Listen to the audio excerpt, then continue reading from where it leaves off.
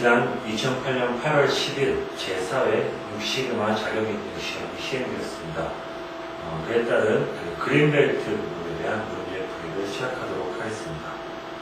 먼저 1차 필기시험 제1교시인 6시그마 개론 그리고 정의, 측정 과목에 대해서 문제 풀이를 진행하도록 하겠습니다.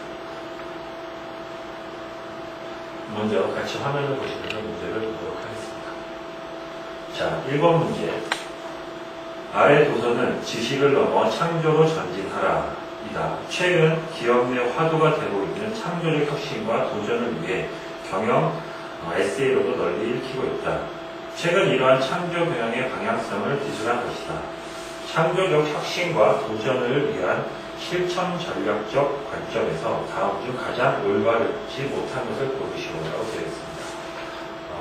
2회 때부터 자격인증 시험에서 개론 부분에 한 3문제 정도가 이런 최근의 기업 경영에 대한 화두에 대해서 얘기하고 있는데요. 요즘 기업 경영의 화두가 되고 있는 창조 경영에 대한 내용을 물어본 문제라고 보시면 되겠습니다. 그리고 지식을 넘어 창조로 전진하라를 기술하신 손욱 저자는요, 농심 현재 회장을 맡고 계시고요. 책 내용을 요약해보면 20세기 경영의 환경과 21세기의 경영은 크게 다르다라고 얘기하고 있고요. 20세기에는 물건만 잘 만들면 1등이 될 수 있었지만 21세기에는 디자인, 마케팅, R&D 등 여러 요소들이 복합적으로 이루어져서 경영 활동이 이루어지기 때문에 그런 모든 부분들을 창조 경영과 함께 이루어져야지 성공할 수 있다. 그런 의미로 그런 의미의 책이라고 보시면 되겠습니다. 그래서 창조 경영에 대한 내용인데요. 거기에서 바르지 못한 것을 고르는 문제입니다. 1번은 기업의 창조성을 높이기 위해서는 무엇보다도 지식 경영의 확립이 매우 중요하다. 네, 창조 경영이 바로 개인의 지식 경영을 먼저 기반으로 해서 발전됐기 때문에 지식 경영 확립하는 것도 중요한 부분이라서 맞는 내용입니다. 2번 혁신의 목적은 결국 융합과 시너지이며 임직원의 역량이 발휘되더라도 각자가 따로 본다면 조직의 득이 될 게 전혀 없다. 그렇죠. 각각의 개인의 역량이 뛰어나다고 하더라도 그 개인이 같이 조직으로서 융화되지 못한다고 하면 혁신의 목표가 될 수 없습니다. 그래서 창조 경영, 혁신과 같은 맥락에서 기술된 내용이기 때문에 이것은 맞는 내용입니다. 3번 창조 교육을 실천하는 데 가장 큰 걸림돌은 논리적, 과학적 방법론에 대한 6시그마적 사고이다. 자, 6시그마가 논리적이고 과학적 방법론이긴 하지만 6시그마 여러 방법론과 사상 아니면 창조적인 그런 사고들도 많이 가미되어 있습니다. 특히 개선 단계의 인프루브 단계에서는 어떤 새로운 개선안을 도출하기 위해서 여러 창조적인 사고 기법들이 많이 활용되고 있기 때문에 창조 경영을 실천하는 데 6시그마가 방해가 된다고 보시면 되죠. 그래서 3번이 틀린 답입니다. 4번 삼성은 창조적 인재 육성을 위하여 문제 해결 능력, 의사소통 능력, 직무, 지식 능력, 팀워크 능력, 공동체 의식 능력을 요구하고 있다. 그렇죠? 삼성이 특히 요즘 창조 경영에 대해서 크게 관심을 갖고 있는데요. 그런 부분들이 여러 문제 해결 능력이나 조직체의 그런 의사소통 그리고 팀워크나 직무 지식 등과 융합돼서 창조 경영과 함께 발전되고 있습니다. 답은 3번이 되겠습니다. 다음 2번 최근 급변하는 경영 환경에서 기업이 생존하기 위해서는 기업의 변화와 혁신은 필수적인 요소로 인식되고 있다. 이와 관련하여 변화 혁신에 관한 설명으로 올바르지 못한 것을 고르시오라고 되어 있습니다. 자, 먼저 첫 번째를 보면 GE는 지속적인 변화와 혁신을 통해서 살아남았으며 도요타는 차세대 연료를 개발하여 상용화시킨 회사로서 변화 혁신을 대표하는 기업이라 할 수 있다. 그렇죠. 우리가 기업 현재 세계적으로 변화 혁신의 우수한 기업이라고 얘기할 때 GE와 도요타를 항상 생각하게 되는데요. GE 같은 경우가 바로 시그시그마를 꼽히는 회사라고 볼 수 있지만 시그시그마가 성공하게 된 이유는 바로 변화와 혁신에 대한 문화가 조직 내에 널리 확산되어 있었습니다. 있습니다. 그리고 또 토요타도 그 새로운 어떤 혁신에 대한 부분들도 새로운 창출을 많이, 새로운 어떤 가치 창출에 대해서 많이 노력을 하고 있는 회사이기 때문에 1번은 맞는다고 되어 있고요. 2번은 변화 혁신에 실패한 기업의 특성을 살펴보면 환경 변화의 무관심, 조직의 경직화, 인적 자원의 가치 불안정, 창의성, 발휘 저하 등을 꼽을 수 있다. 그렇죠. 변화 혁신을 위해서는 환경 변화에 민감하는 되고, 그 다음에 조직이 유동성 있게 서로 의사소통이나 그런 것들도 하나의 조직체처럼 잘 이루어져야 되는데 그런 부분들이 부족하다고 하면 변화 혁신은 실패할 수가 있겠지. 2번도 맞는 답입니다. 3번 중대한 문제들은 문제를 발생시킨 사고 수준으로는 해결할 수 없다. 이미 변화는 빨리 진행되고 과거의 사고로는 문제 해결이 불가능하기 때문이다. 그렇죠. 어떠한 새로운 문제점은 과거에 의해서 발생하긴 했지만 그런 문제점을 해결하기 위해서는 어떤 새로운 시각 그리고 변화 혁신이 필요합니다. 그렇기 때문에 3번도 맞는다고 되어 있고요. 4번 새로운 변화 목적을 달성하기 위해서는 반드시 고통이 따르기 때문에 고통을 최소화하기 위한 제도 마련은 임시 방편이기 때문에 보다 근본적인 대안은 강력한 리더십과 추진력이다. 조직에서 어떠한 변화를 추구한다고 하는 데 있어서는 여러 장애 요소들이 있습니다. 특히 조직 원들의 그런 반발이 가장 큰 걸림돌이 될 수 있는데요. 이러한 반발을 해소하는 데 있어서 CEO나 아니면 임원진들의 강력한 리더십으로 추진을 한다고 한다면 요새 어떤 노사나 그런 것과 이제 충돌이 일어날 수 있겠고요. 그렇기 때문에 변화를 하는 데 있어서는 무턱대고 변화를 강력하게 추진하는 것보다는 체계적으로 조직 전반에 걸쳐 변화 혁신에 대한 문화를 형성하는 게 더욱더 중요할 것이면서 4번은 틀린 답이 되겠습니다. 다음 3번 1987년 모토로라에서 식스시그마가 탄생한 지 만 20년이 지났습니다. 지금까지 육시그마가 전 세계적으로 수많은 기업과 공공기관 등에 확산될 수 있었던 이유로서 올바르지 못하는 걸 보시오. 그동안 식스시그마가 성공할 수 있었던 이유에 대해서 물어본 문제라고 볼 수 있겠습니다. 첫 번째, 육시그마는 임직원의 논리적 사고와 과학적인 문제 해결 역량을 보다 향상시킬 수 있는 기법으로서 많은 기업을 통해 검증되었기 때문입니다. 그렇죠. 논리적이고 과학적인 그런 문제 해결 역량을 향상시킴으로써 기업이 많은 성과를 냈었고 20년 동안 많은 검증이 있었습니다. 1번 맞는 답이고요.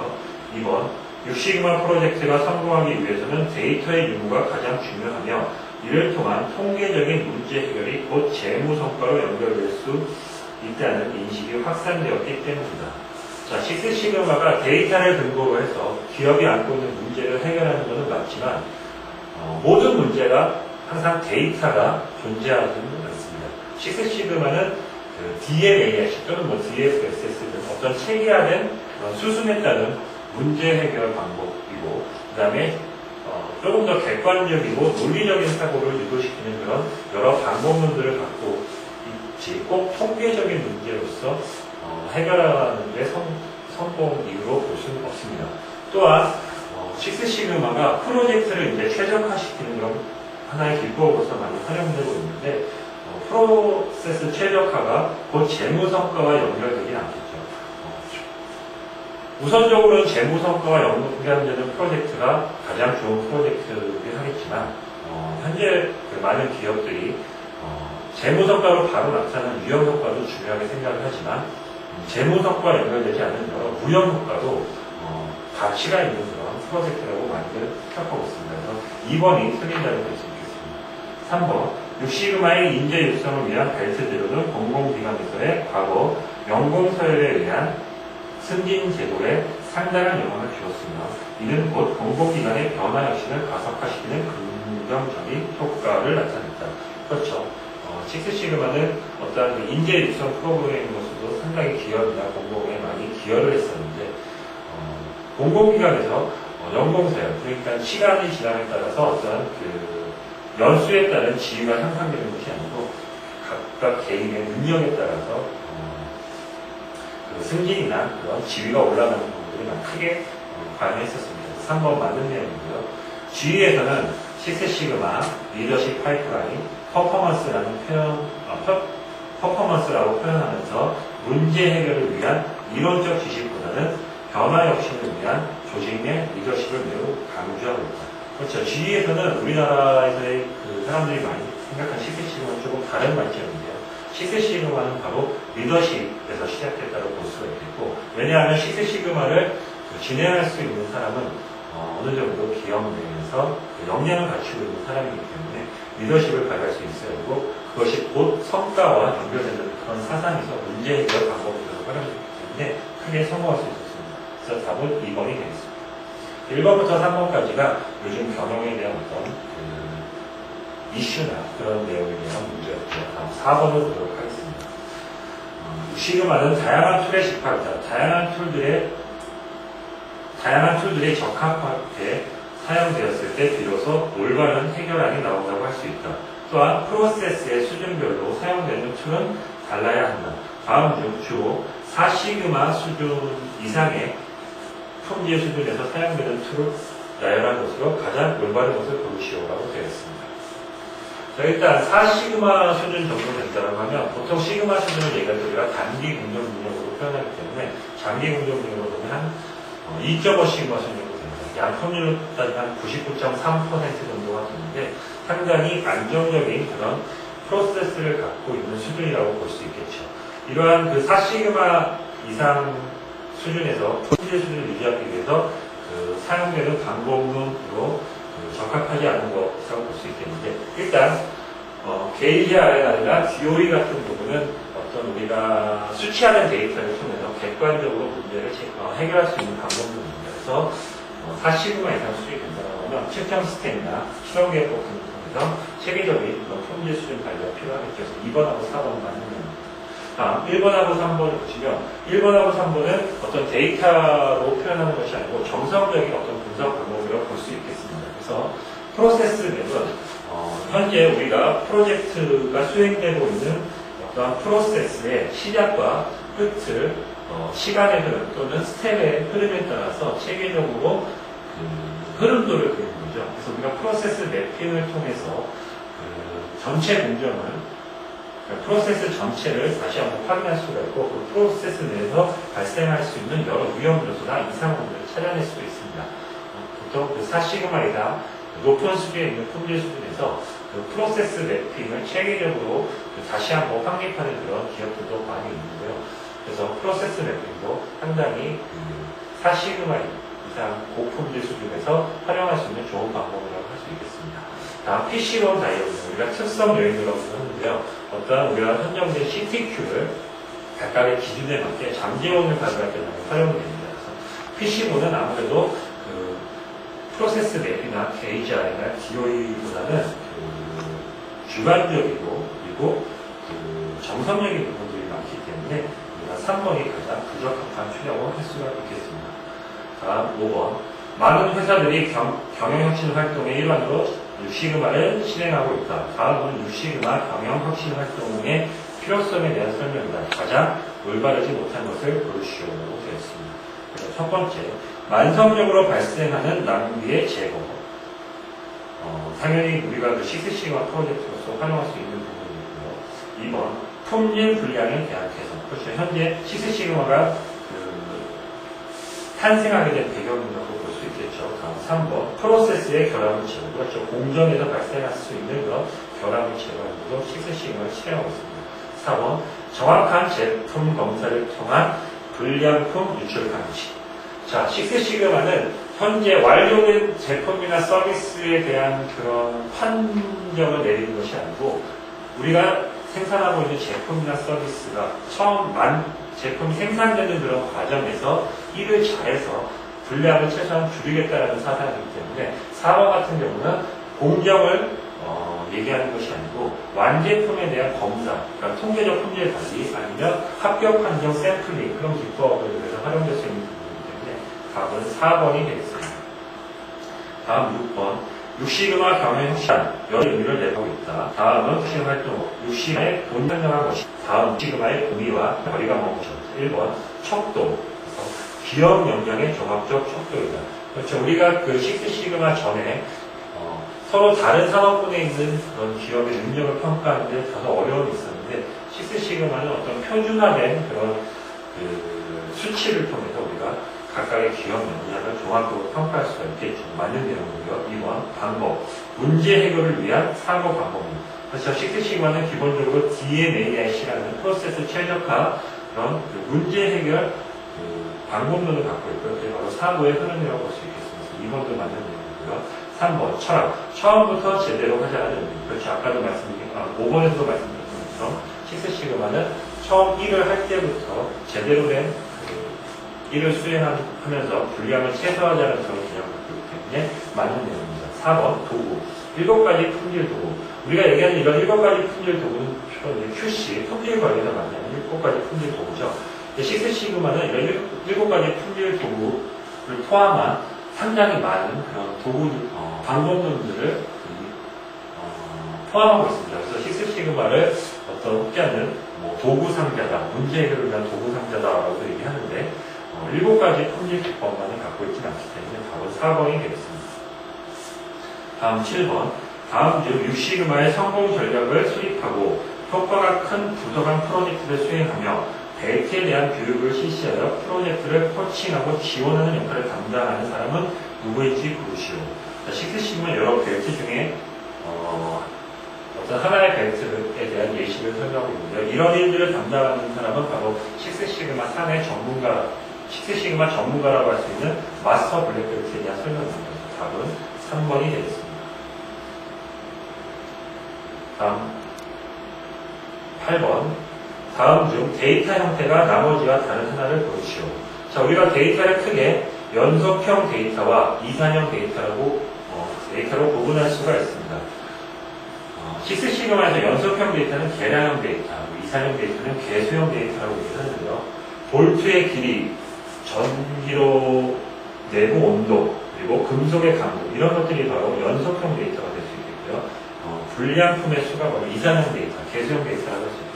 답은 3번이 되겠습니다. 다음 9번. 다음은 시그마 수준에 대한 설명이다. 가로에 들어갈 단어의 순서로 올바른 것을 고르시오라고 되어 있습니다. 자, 일단 시그마 수준이란 무엇과 가장 가까운 모 안에 넣을 수 있는 무엇의 개수이다라고 되어 있습니다. 자, 우리가 시그마 수준을 일단 계산하는 게 예전 단계에서 많이 공부하겠지만 정규분포를 중심으로 봤을 때 여기를 평균이라고 얘기하죠. 그리고 어떤 우리가 규격을 갖고 있다라고 하면 식스시그마는 평균과 가장 가까운 규격 안에 3포, 표준 편차를 몇 개 집어넣을 수 있느냐라는 걸로 정의할 수가 있습니다. 그래서 시그마 수준이란 평균과 가장 가까운 규격 안에서 표준 편차의 개수를 의미합니다. 그래서 답은 2번이 되겠습니다. 다음 10번. 다음은 6시그마 프로젝트 실행 프로세스에 대한 설명이다. 다음 보기 중 올바른 1의 순서를 고르시오. 자, 10번의 보기를 보시면 6시그마 DMAIC 프로세스의 문제 해결 방법론 전체를 설명하고 있습니다. 그래서 각각의 순서가 올바른 것을 한번 확인해 보도록 하겠습니다. 먼저 가, CTQ 선정, Y에 대한 공정 능력 평가, Y의 측정 방법의 명확화, Y에 대한 개선 대상, 목표, 구체화 되어 있습니다. 일단 CTQ 선정은 바로 디파인 단계에서 이루어지는 거고요. Y에 대한 공정 능력을 파악하고 Y의 측정 방법을 명확화해서 Y에 대한 개선 대상과 목표를 수립하는 매저 단계이죠. 그 다음에 Y에 영향을 주는 인자 도출 및 명확화. 이것도 우리가 매저 단계의 잠재 원인, 맨 마지막 단계의 잠재 원인 변수 발견이라고 볼 수 있겠습니다. 다음 치명적 소수 인자들과 상관관계 파악, 공정 최적화 및 검증 실험 이렇게 되어 있습니다. 일단 치명적 소수 인자들의 상관관계를 파악하는 것은 분석 단계에서 이루어질 수 있겠고요. 공정 최적화 및 검증 실험은 바로 임프루브 단계에서 프로세스 최적화와 결과 검증이라고 볼 수 있겠습니다. 다음 라는 치명적 소수 인자를 관리할 수 있는 방법을 선정하고 치명적 소수 인자에 대한 공정관리 시스템 구축 및 심사를 한다고 되어 있습니다. 답은 순서대로 다나 다나가 되겠죠. 답은 1번이 되겠습니다. 다음 11번. 품질에 있어서 산포는 적이다 라는 이야기가 있습니다. 다음 중 산포의 의미로서 올바르지 못한 것을 고르시오. 자, 산포는 적이다. 시스시그마는 바로 산포를 줄이는 그런 프로세스의 산포를 줄이는 그런 방법이라고 볼 수 있겠죠. 산포를 상당히 중요하게 생각하고 있는데 산포의 의미로 틀린 것을 고르시는 문제입니다. 첫 번째, 중심치로부터 벗어난 정도. 자, 산포가 바로 평균을 중심으로 각각의 데이터가 발생할 수 있는 이 차이의 정도를 다시 평균처럼 확인하는 부분이죠. 그렇기 때문에 1번 맞는 내용이고요. 2번 성과 기준을 벗어난 서비스나 제품을 의미합니다. 자, 성과 기준을 벗어난 서비스나 제품. 성과 기준은 바로 스펙, 규격을 얘기합니다. 그래서 그리고 그 규격을 벗어난 서비스나 제품은 바로 불량이죠. 그래서 2번은 산포의 의미가 아니고 불량의 의미입니다. 2번이 틀린 답이고요. 3번 데이터의 퍼진 정도, 바로 산포를 얘기하는 거고요. 표준 편차를 우리가 측정할 수가 있습니다.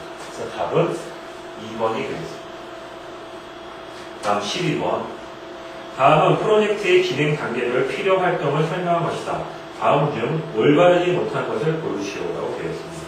첫 번째, 6시그마 전략은 고객이 중시하는 CTQ를 찾아내어 이를 개선하는 것이다. 그렇죠? 맞는 얘기입니다. 그다음 2번, 측정 단계의 공정 능력 분석은 품질 개선의 가이드라인을 제공합니다. 그렇죠? 우리가 공정력 분석을 통해서 현재 수준을 파악할 수 있고, 그래서 우리가 앞으로 개선해야 될 품질 개선의 가이드라인을 제공해줍니다.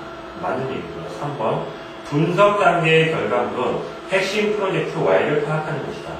자, 제가 여러 교육 때도 항상 말씀을 드렸었는데, 우리가 시스시그마 프로젝트를 수행하거나 아니면 여러분들이 공부를 했을 때 머릿속에 담아야 할 함수식이 있습니다. Y는 fx라는 함수식인데요. Y는 우리가 주로 종속 변수 또는 결과 변수라고 얘기합니다. 그다음에 X는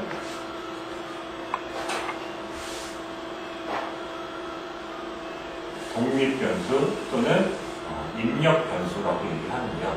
이러한 X들의 영향에 의해서 Y가 결과로 얻게 됩니다. 그래서 시스시그마에서는 define 단계에서 얘기하는 우리가 CTQ는 바로 Y를 얘기하는 겁니다.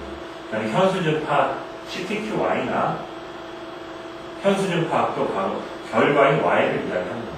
그다음에 우리가 그 외저 단계에서 맨 마지막 단계인 잠재원, Y의 영향을 주는 X 인자들을 이제 찾아내게 되고요. 분석 단계에 넘어가면 이 X 인자들의 영향력을 평가해서 가장 영향을 많이 미치는 핵심 인자를 선정하게 됩니다. 그래서 분석 단계의 결과물은 핵심 프로젝트 Y를 파악하는 것이 아니고 Y의 영향을 가장 많이 미치는 X를 파악하는 것이라고 할 수 있습니다. 그래서 답은 3번이 되겠습니다. 4번.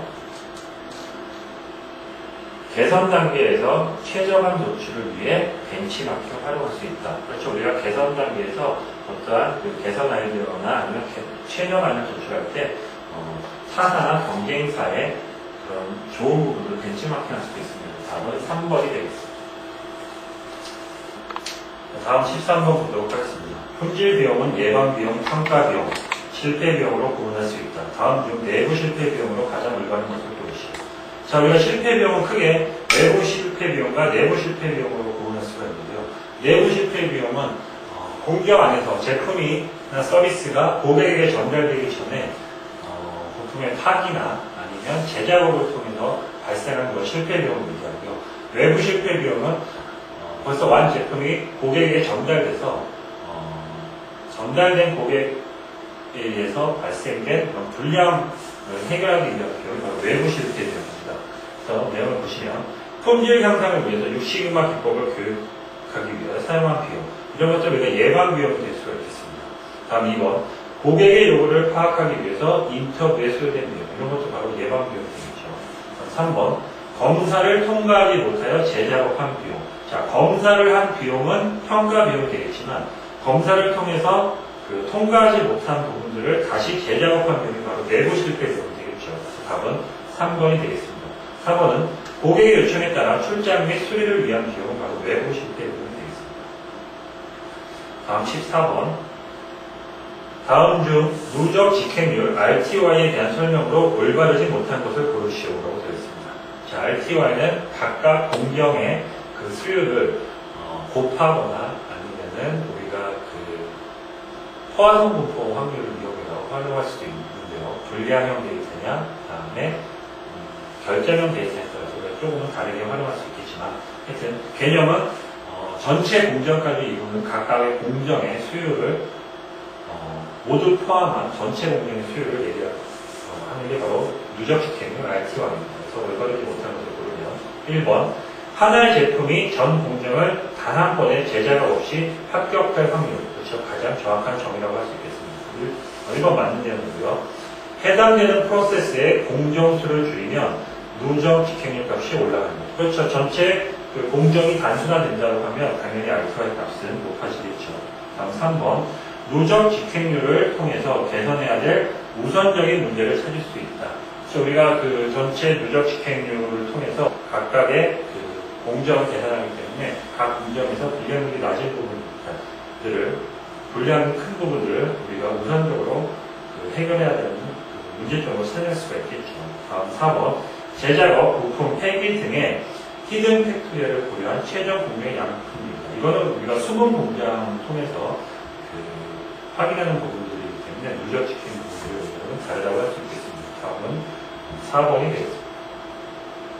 다음 15번. 다음은 저품질 비용 시험퀴큐에 대한 사례를 나타낸 것이다. 이 중 저품질 비용 시험퀴큐로 가장 올바르지 못한 것을 고르시오라고 되어 있습니다. 자, 시험퀴큐는 우리가 처음부터 일을 잘 했더라면 발생하지 않을 비용으로 크게 생각하시면 되겠습니다. 그래서 보면 신규 매출 확대를 위해 소비자 요구를 조사하는 부분은 우리가 어떠한 그 현재 공정에 대한 이야기가 아니고 그 새로운 어떤 그 신규 사업에 의해서 우리가 꼭 필요한 부분이 되겠죠. 그래서 우리가 저품질 비용이라고 할 수 없겠습니다. 답은 1번이고요. 2번 제품 결함에 대한 수리 인건비. 그렇죠. 일을 잘했으면 발생하지 않는 비용입니다. 3번 고객 요구에 따른 AS 출장비. 제품이 제대로 생산됐다고 하면 고객의 AS 요청이 없었겠죠. 4번 시간의 근무 수단. 우리가 일을 제대로 낭비 없이 했다라고 하면 정해진 근무 시간에 근무를 했을 수 있을 겁니다. 답은 1번이 되겠습니다. 다음 16번. 프로젝트를 추진하기 위하여 프로젝트 기술서 또는 프로젝트 실행 계획서를 작성하게 된다. 다음 중 프로젝트 기술서에 포함될 내용으로 올바르지 못한 것을 고르시오라고 되어 있습니다. 우리가 그 프로젝트 실행 계획서에 포함될 내용 크게 6가지로 고민할 수가 있는데요. 비즈니스 이슈, 그 다음에 문제 기술, 그 다음에 목표 기술, 프로젝트 범위, 그 다음에 일정, 그리고 팀, 그렇게 6가지 부분으로 우리가 기록하게 되는데, 품질 방침은 우리가 나중에 프로세스를 마치고 개선 결과가 나오고 나면 앞으로의 그 개선된 그 프로세스의 품질을 어떻게 할 건지 방침을 세우는 거죠. 그래서 프로젝트 실행 계획서에는 품질 방침은 그 포함되어야 할 내용이 아니라고 볼 수 있겠습니다. 답은 2번이 되겠습니다. 다음 17번. 6시그마 프로젝트 선정 시 다음 중 가장 우선시 되어야 할 판별 기준으로 올바른 것을 고르시오라고 되어 있습니다. 자, 우리가 프로젝트를 선정하는 것은 상당히 중요한 부분인데요. 왜냐하면 올바른 프로젝트를 선정해야지 우리가 프로젝트를 성공할 수 있기 때문입니다. 그래서 프로젝트 선정할 때 가장 우선시 되어야 될 사항들을 보면 첫 번째, 필히 해결해야 하지만 계속 발생하고 있는 문제. 당연히 6시그마 프로젝트로 풀어야 될 문제입니다. 2번, 이번만 무사히 넘기고 나면 다시 발생하지 않는 문제. 어떠한 그런 공정 관리에 의한 부분들이 아니고 어떤 특정한 그런 우연 원인에 의해서 발생할 수 있는 부분들이기 때문에 이번은 우선순위에서 밀릴 수 있을 겁니다. 다음 3번 해결에 최소한 1년 이상이 소요되리라고 예상되는 장기적 문제. 자, 우리가 보통 식스시그마 프로젝트 블랙벨트 기준으로 봤을 때 한 5개월에서 6개월 정도 소요가 됩니다. 이렇게 1년 이상 크게 소요되는 그런 부분들은 식스시그마 프로젝트로 풀 수 있긴 하지만 우선순위에서는 밀리게 되죠. 메가 프로젝트나 아니면 이러한 프로젝트를 진행하는 데 있어서는 또 세부 여러 프로젝트들이 발생할 수가 있을 겁니다. 그래서 우선순위에서 밀릴 수 있는 부분이고요. 4번 단기간에 해결이 가능하고 구체적인 개선 방법도 이미 알려져 있는 문제. 이런 것들은 바로 식스시그마 프로젝트가 아니고 우리가 퀵픽스나 퀵윈 과제라고 해서 바로바로 즉 실천 과제로 활용할 수 있는 부분입니다. 그래서 답은 1번이 되겠습니다. 다음 18번 문제 보도록 하겠습니다. 정의 단계에서 CTQ를 파악하는 방법으로 올바르지 못한 것을 고르시오라고 되어 있습니다. 1번 고객에 대한 조사 또는 설문서를 통하여 중요한 품질 요소를 파악한다. 그래서 우리가 CTQ를 선정하는 가장 많이 활용되는 방법이죠. 1번 맞는 내용이고요. 업무 프로세스의 퍼포먼스를 수행하는데 핵심적인 영향을 주는 항목을 파악한다.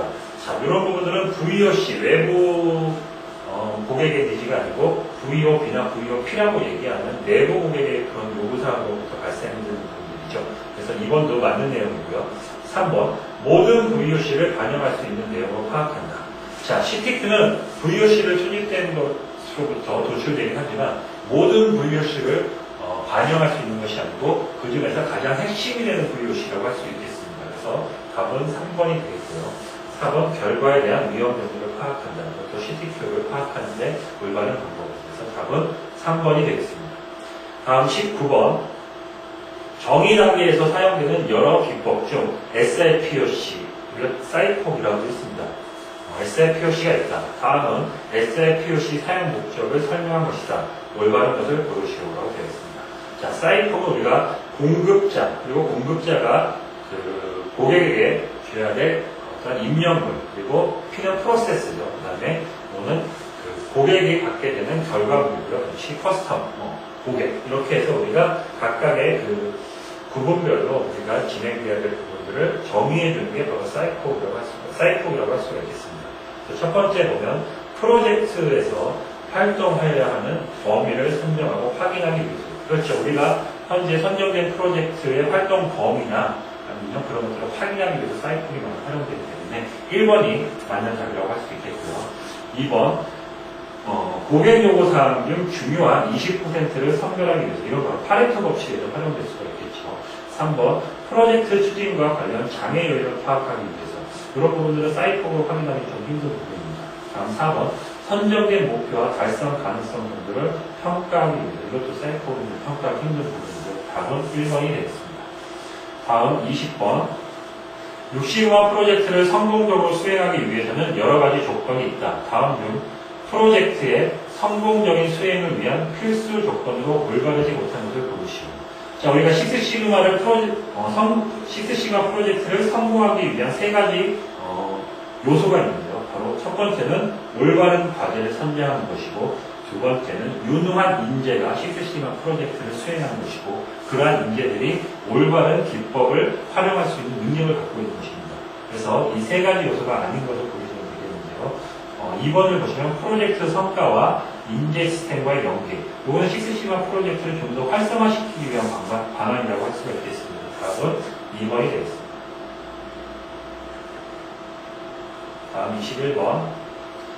프로젝트 정의 단계에서 목표 설정은 매우 중요한 요소이다. 다음은 목표 설정에 대한 방법을 설명한 것이다. 다음 중 가장 올바른 것을 고르시오가 되겠습니다. 첫 번째, 경쟁사의 수준을 파악하고 경쟁사를 능가할 수 있는 정도로 목표를 설정한다. 그렇죠. 우리가 현재 식스시그마 프로젝트 하는 이유는 프로세스 최적화를 통해서 기업 경쟁력을 강화시키는 데 있습니다. 그래서 우리 기업의 경쟁사의 능력을 파악하고 그 능력을 능가할 수 있는 것으로 목표를 설정하는 것이 중요합니다. 1번 맞는 내용이고요. 2번 과거의 데이터를 이용하여 달성 가능한 수준을 설정하고 목표를 정합니다. 자, 과거의 데이터는 과거의 수준이지 현재의 수준이라고 볼 수가 없습니다. 그래서 2번은 틀린 내용이고요. 3번 공정능력 평가를 통해서 6시그마 수준이 되게끔 설정한다. 자, 공정능력 평가를 통해서 현재 기업이 갖고 있는 공정능력이 얼마나 될지는 모르겠지만 식스시그마 수준을 도달하기는 이론적으로 일단 불가능하다고 볼 수가 있습니다. 설사 식스시그마 수준을 달성했다 하더라도 고객의 요구사항들은 계속 변하고 높아지기 때문에 식스시그마는 달성하기 힘든 수준이고요. 근데 우리가 식스시그마라고 이야기하는 부분은 바로 이상치로서 우리가 목표 가능한 그런 이상이라고 볼 수가 있겠죠. 그래서 3번도 틀린 내용이고요. 4번 경영진과 팀원의 의견이 일치하지 않는 경우 비교하여 높은 수준을 설정합니다. 이것도 틀린 내용이 있습니다. 답은 1번이 되겠습니다. 다음 22번. 다음 중 고객을 세분화하는 목적으로 올바르지 못하는 것을 고르시오. 첫 번째, 우리의 고객이 누구인가의 답을 제시하는 과정이다. 맞는 내용이죠. 왜냐하면 프로젝트의 대상이 되는 고객이 누구인지를 찾아내기 위해서 우리가 고객 세분화하는 과정을 겪습니다. 그래서 1번 맞는 내용이고요. 2번, 모든 고객을 만족시키기 위한 전략이다. 우리가 어떠한 프로젝트를 통해서 프로세스를 개선하는 데 있어서 모든 고객을 만족한다는 것은 일단 현실적으로 불가능합니다. 그 프로세스의 핵심되는 고객을 만족하는 게 우선이기 때문에 2번이 틀린 내용이 되겠습니다. 다음 3번. 한정된 자원의 활용을 최적화하여 마케팅 및 판매 능력을 극대화시킨다. 그렇죠. 모든 고객을 만족시킨다고 한다면 그만큼 자원이 많이 들 겁니다. 그러나 한정된 자원을 통해서 최적화된 마케팅, 우리가 현재 제공하고 있는 제품이나 서비스에 직접 구매할 수 있는 그런 고객들을 대상으로 하는 것이기 때문에 고객 세분화의 목적이 될 수 있겠죠. 3번 맞는 내용입니다. 4번. 특화된 시장에 적합한 효율적 마케팅 전략 개발을 가능하게 한다. 3번과 같은 내용입니다. 답은 2번이 되겠습니다. 다음 23번. 고객의 관점에서 부가가치가 없는 업무나 활동을 없애거나 줄여 고객 대응 속도를 향상시키는 프로젝트를 추진하고자 한다. 다음 중 비부가가치의 작업을 발굴하는데 가장 효과적으로 활용할 수 있는 방법으로 올바른 것을 고르시오. 자, 일단 고객 대응 속도를 파악하기 위해서는 고객 대응까지 걸리는 그 전체 프로세스를 먼저 확인해야 되겠고요. 각각의 프로세스에서 진행되는 사항들에 대해서 부가가치와 비부가가치를 표현하는 방법으로는 우리가 프로세스 맵을 활용하려고 합니다. 그래서 가장 효율적인 방법은 4번 프로세스 맵이 되겠습니다. 다음 24번. 고객의 요구를 파악하는 방법은 여러 가지가 있다. 아래의 설명은 이러한 고객 요구를 파악하는 방법 중 하나를 설명한 것이다. 다음 중 이 기법과 관련이 깊은 것을 고르시오. 자, 우리가 고객 교사에서는 여러 방법들이 활용이 되는데요.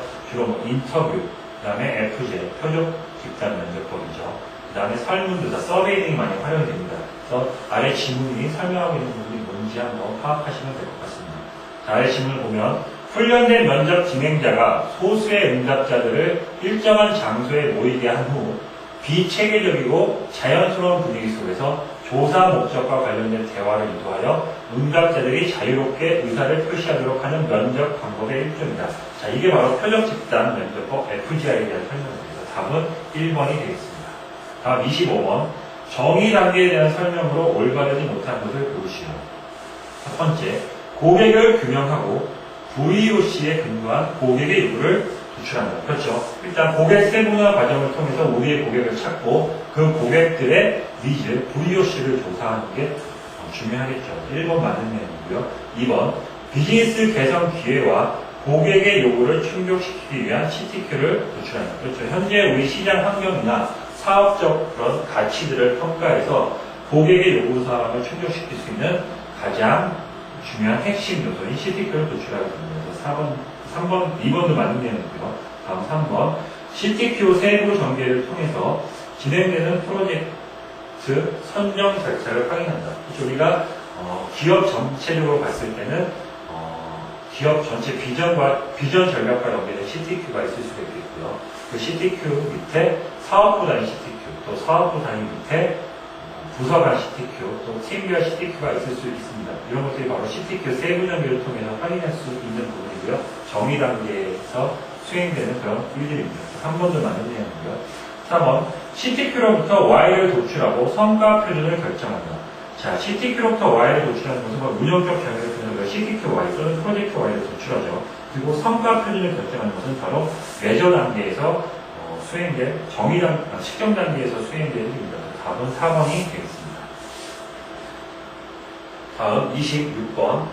다음은 Y의 운영 정의에 대한 설명이다. 올바른 것을 고르시오. 자, 우리가 CTQ가 선정이 되면 CTQ를 측정 가능한 지표인 CTQY나 프로젝트 Y로 정의해줘야 되는데요. 이게 바로 운영적 정의를 통해서 이루어집니다. 운영적 정의에 대한 설명을 보면 Y에 대해 누구라도 동일한 해석을 할 수 있도록 규정한 정의다. 이게 바로 운영적 정의에 대한 올바른 정의겠죠. 1번 맞는 내용이고요. 2번 시스템을 운전하는 데 있어서의 세부적인 정의. 이거는 운영적 정의와는 다른 내용입니다. 정석적 분석을 위한 기초 자료에 대한 목록. 이건 데이터 수집에서 필요한 항목이고요. 다음, 수집한 데이터에 대한 분석 방법을 명확히 정의하는 것. 이건 이제 가설 검정 데이터만 활용이 되죠. 답은 1번이 되겠습니다. 다음 27번. 일반적으로 데이터는 4가지로 분류할 수 있다. 다음 중 비율 척도로 올바른 것은.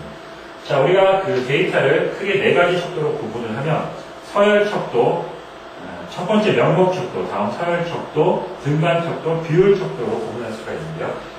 본 문제에서 이야기하는 비율 척도, 바로 우리가 쉽게 숫자적인 의미, 수치적인 의미를 갖고 있어서 사칙 연산을 할 수 있는 부분들이 바로 쉽게 말하면 비율 척도라고 할 수 있겠죠. 그 비율 척도를 보면 일단 첫 번째 제품 선호도, 이런 것들은 우리가 보통 등간 척도로 많이 활용합니다.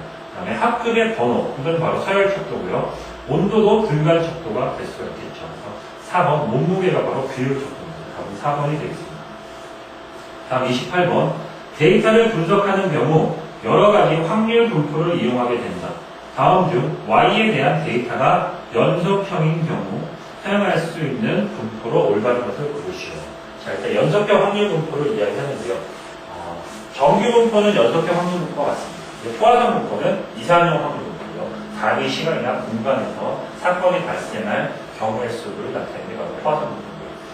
이항 분포도 바로 베르누이 시행을 연속적으로 집행했을 때 발생할 수 있는 그런 분포죠. 그래서 이항 분포나 포화성 분포는 이산형 분포고요. 정규 분포나 F 분포, 우리가 보통 분산을 추정할 때 많이 활용이 되는데 정규 분포와 F 분포가 연속형 분포가 되겠습니다. 답은 3번이 되겠습니다.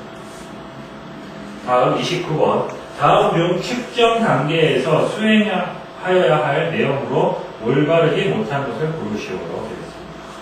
첫 번째, 잠재 인자 중에서 중요한 핵심 인자를 선정한다. 자, 잠재 인자는 바로 X를 얘기하는데요. X 인자 중에서 핵심 인자를 선정하는 부분은 분석 단계에서 수행될 그 활동입니다. 그래서 1번이 틀린 내용이고요. 데이터 수집을 위해서 운영 정의를 명확하다. Y 확인에서 이루어지죠. 맞는 내용이고요. 3번, 데이터의 신뢰성을 파악하기 위하여 측정 시스템 분석한다. 매저 단계, 측정 단계에서 수행하는 업무 맞습니다. 다음 4번, 공정력 분석을 통해서 프로세스의 현수를 파악한다. 2, 3, 4번은 측정 단계의 수행 업무들이고요. 첫 번째 답은 분석 단계에서 수행될 업무입니다. 답은 1번이 되겠습니다.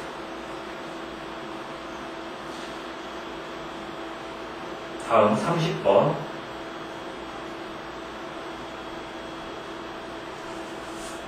고장 모드와 영향 분석을 통하여 개선에 대한 우선순위를 파악할 수 있다. 다음 중 가장 먼저 개선해야 하는 것으로 올바른 것을 고르시오.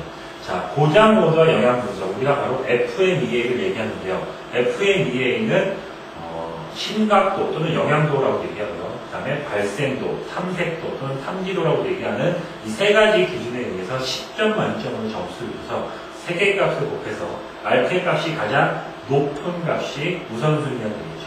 그래서 보면 영향도가 크고 발생 빈도가 높으면 탐지 가능성이 희박한 경우가 가장 우선순위하에서 X인자 잠재 원인으로 뽑힐 수 있는 부분입니다. 그래서 답은 1번이 되겠습니다. 다음 31번.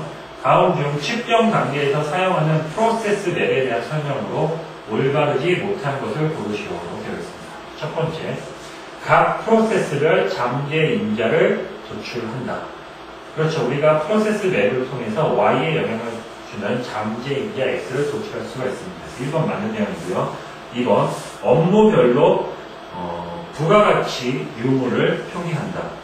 이 지문이 바로 아까 앞에 있었던 23번의 내용과 같은 내용, 맞는 내용이고요. 3번, 현재 프로세스가 아닌 개선의 프로세스를 작성한다. 자, 우리가 잠재원을 뽑는 데 있어서 현재 프로세스가 갖고 있는 수준에서의 잠재원을 뽑기 때문에 개선의 프로세스가 아닌 현 프로세스를 매핑해야 되겠죠. 답은 3번이 되겠습니다. 다음 4번, 개선 팀원이 함께 작성하는 것이 당연한 얘기죠. 답은 3번이 되겠습니다. 다음 32번. 다음은 잠재 인자를 선별하기 위하여 작성한 SOM 매트릭스이다. 아래 매트릭스의 결과를 볼 때 가장 중요한 인자로 올바른 것을 고르시오. 자, 이게 SOM 매트릭스 작성 시트인데요. 보시는 것처럼 SOM 매트릭스의 중요도는 일단 작성 순서를 보면 첫 번째로 CTQ를 작성하게 됩니다. 도출된 CTQ들을 작성하고요. 두 번째로 도출된 CTQ들의 중요도를 팀원들과 함께 정하게 됩니다.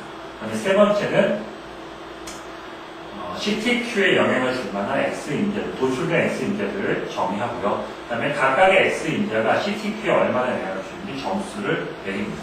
그래서 각각의 그 X인자들의 점수들을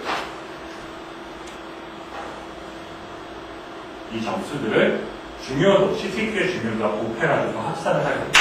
계산을 해보면 속도는 90점이 나오고요. 그 다음에 두 번째는 48점, 세 번째는 144점, 네 번째는 210점이 나옵니다. 그래서 합계가 가장 높은 것이 우선순위가 될 수 있겠죠. 첫 번째, 필터의 형태가 바로 가장 우선순위가 되는 부분이라고 볼 수 있겠습니다. 답은 4번이 되겠습니다.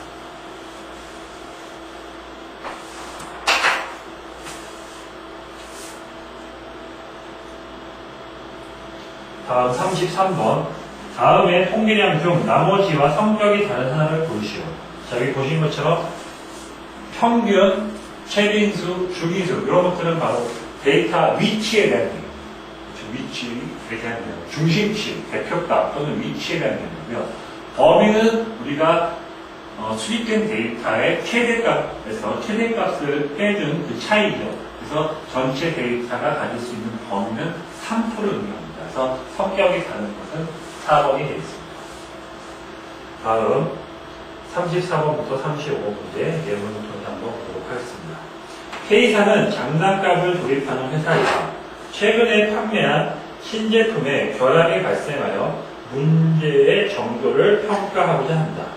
각각의 제품은 7개의 부품과 3개의 접합 부위가 있다. 자, 그러면 어떤 하나의 제품을 구성하는 데 있어서 7개의 부품과 3개의 접합 부분으로 구성됩니다. 바로 오퍼튜니티를 얘기하는 거고요. 그 다음에 공정 능력을 평가하기 위해서 10개의 제품을 샀다는 것은 바로 유닛, 제품이 10개라는 얘기죠. 그 다음에 5개의 불량품이 발견했다는 것은 전체 중에 5개가 발생했죠. 이게 바로 이 문제의 함정이라고 할 수 있습니다. 세부 내용을 조사한 결과 결함 부위 4곳과 그 다음에 부품 2개에서 결함이 났습니다. 바로 디펙트가 지금 현재 6이라는 얘기죠. 그래서 DPU, 디펙트 per 유닛은 디펙트 6개고요. 디펙트를 유닛으로 나누면 유닛은 총 10개니까 10분의 1입니다. 답은 2번이 되겠습니다. 그래서 5개의 부품 분량은 유닛 중에 5개가 분량이라는 얘기지만 너무 함정이고요. 디펙트를 평가하셔야 됩니다. 답은 2번이 되겠고요. 다음 자, 다음 35번. 위의 사례에서 DPM의 값으로 올바른 것을 고르시오. 자, 위의 사례에서 보면 유닛은 10개였고요. 그 다음에 오퍼튜너티도 10개였습니다. 그 다음에 디펙트가 6개였죠. 그래서 DPM은 우리가 먼저 DPO를 구한 다음에 거기다가 100만을 곱해주면 되겠죠. 그래서 DPM을 구해보면 디펙트가 6개고 오퍼튜너티는 유닛에서 토탈 오퍼튜너티는 전체 토탈 오퍼튜너티에서 100분의 1이 됩니다. 곱하기 100만을 하면 답이 4번이 되겠습니다.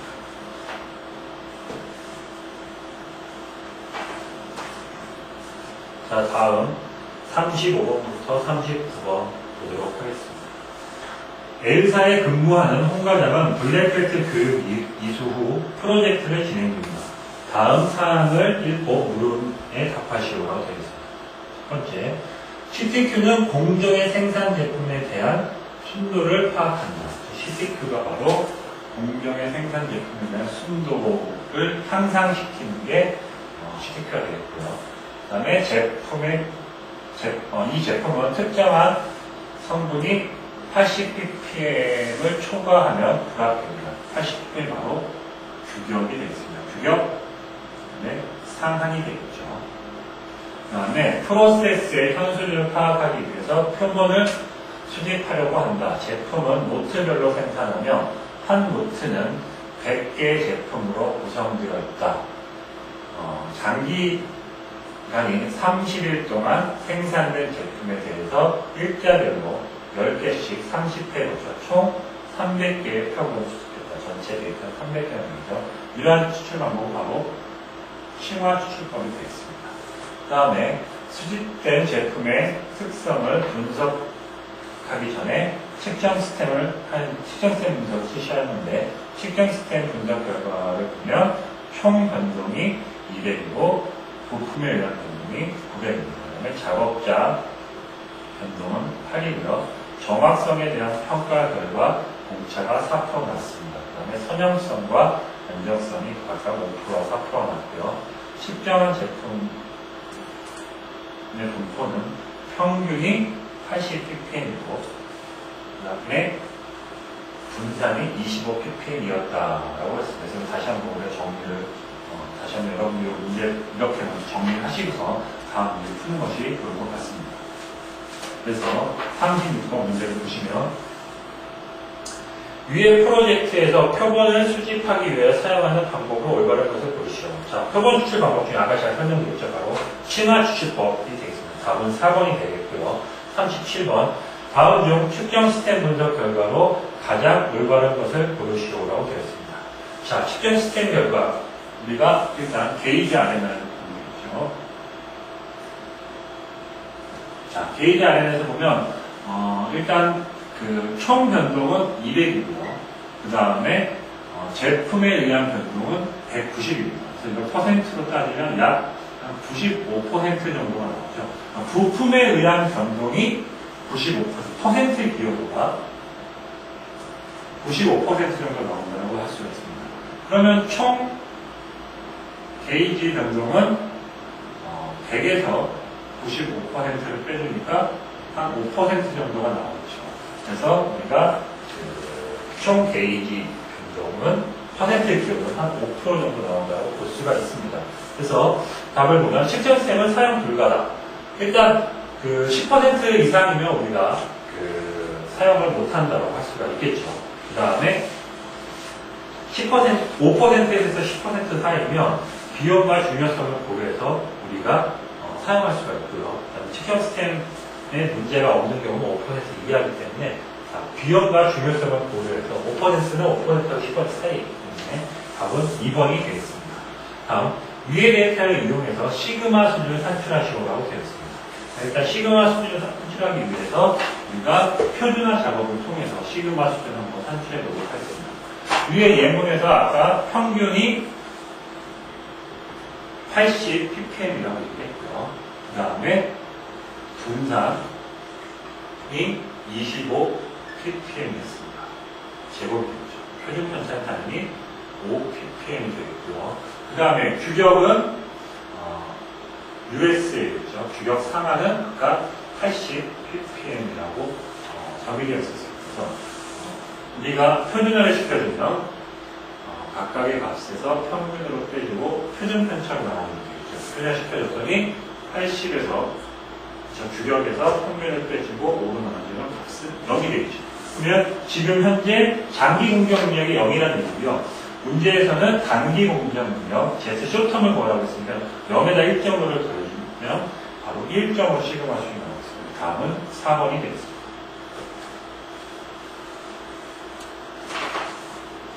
다음 39번. 위의 문제에서 분산의 변화 없이 시그마 수준을 1 정도 향상시키기 위해서 평균을 얼마로 조정하시 바랍니다. 아까 하신 것처럼 아까 규격이 80이었고요. 그 다음에 표준 편차가 5였습니다. 근데 얼마로 하면 1이 되겠느냐 하는 얘기죠. 그러면 우리가 75로 넣으면 전체적으로 시그마 수준 1 정도 향상할 수 있을 겁니다. 평균을 75로 변경시키면 시그마 수준이 1 정도 향상될 수 있으면 답은 3번이 되겠습니다. 자, 다음 40번 보도록 하겠습니다. 다음은 장기간에 걸쳐 수집한 데이터를 바탕으로 공정 능력을 분석한 결과이다. 이에 대한 설명으로 올바른 것을 고르시오라고 되어 있습니다. 자, 일단 첫 번째, 수집된 데이터를 기준으로 살펴보면 규격 상한을 벗어난 분량은 없다. 지금 요 빨간 선이 바로 규격 상한인데요. 전체 봤을 때 규격 상한을 벗어난 부분은 없죠. 그래서 1번이 맞는 내용이 되겠고요. 나머지 부분을 보면 장기 공격 능력의 시그마 수준은 1.43이고 단기 공격 능력의 시그마 수준은 마이너스 0.07이라고 되어 있는데 장기 공격 능력의 시그마 수준은 Z벤치가 1.43이 맞습니다. 근데 단기 공격 능력 수준 여기다가 1.5를 더해주면 되겠죠. 1.5를 더해주면 한 2.93 정도 나올 거고 2번 틀린 내용이고요. 세 번째, 장기 공격 능력과 단기 공격 능력을 비교하면 3포는 장기가 오히려 적다. 자, 여기서 보시면 표준 편차의 분배와 표준 편차 전체가 있는데 분배가 바로 단기라고 볼 수가 있겠습니다. 그리고 전체가 장기라고 볼 수가 있겠는데 장기가 더 표준 편차가 크죠. 3번도 틀린 내용이고요. 규격 상한만이 있는 경우 공정 능력을 평가하면 시그마 수준은 2.94 정도 됩니다.